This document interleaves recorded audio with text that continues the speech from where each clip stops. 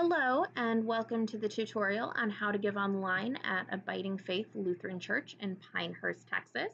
This is a new feature on our website, so I'm just going to take you through how it works today. So the first thing you're going to do is go to abidingfaithtx.org. That's our website. Once you do that, you will see that in our menu at the very top, there is a button that says Giving. If you click that button, you'll be on the page where we are right now. On that page, we have all of our traditional options for giving, but our new one is the online option. So that's option 1, and that's what we'll focus on. So step 1 is to click the blue button that says click here to give online to Abiding Faith.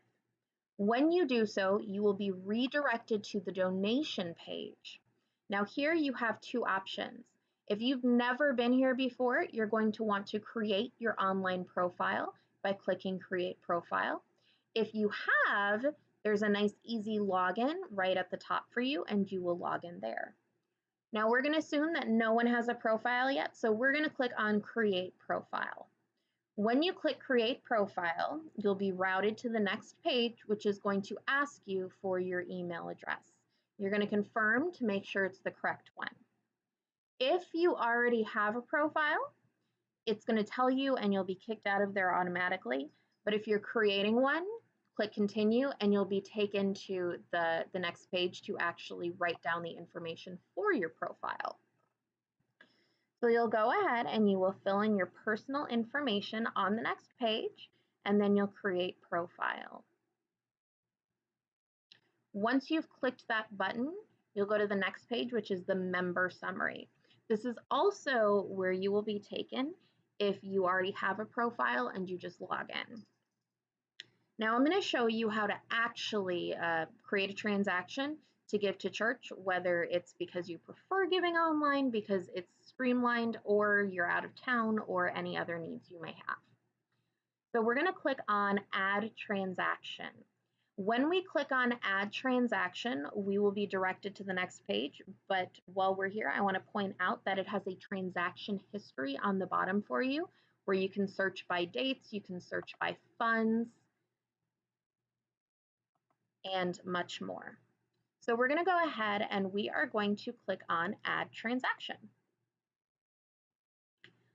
When we click on Add Transaction, we are going to be giving to the general fund. If this is a recurring thing, we only have that option. If it's not a recurring thing, you can click the button that says Offset this transaction, and it'll actually take the fee and add it to your offering, so the church isn't paying for that. So you can put in your amount. I went ahead and I put in $1 so that I could just make sure that it works and it comes out of my account easily. Then you're going to choose your donation frequency. We're going to do one time this time just to make sure it works, but you can choose weekly, bi-weekly, monthly, or semi-monthly. Down here is our donation start date. We're going to make that whichever day I choose. If you're doing a recurring donation, you'll also want to choose the end date. So down here, you'll notice you have different arrows, so it shows you today.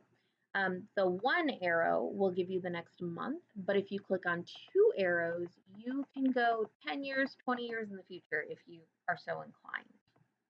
But we're going to leave that off because this is only a one-time donation. So I'm going to go ahead and continue. When I click Continue on this, it will redirect me to the next page, which is how I would like to donate. So I can choose different accounts. I could choose a debit or credit card, my checking account, or my savings. So if you're using any of those, you're going to go ahead and put in your banking information. Obviously, if it's a debit or credit card, you will need that card available. If it is your checking or savings account, you will need those numbers available.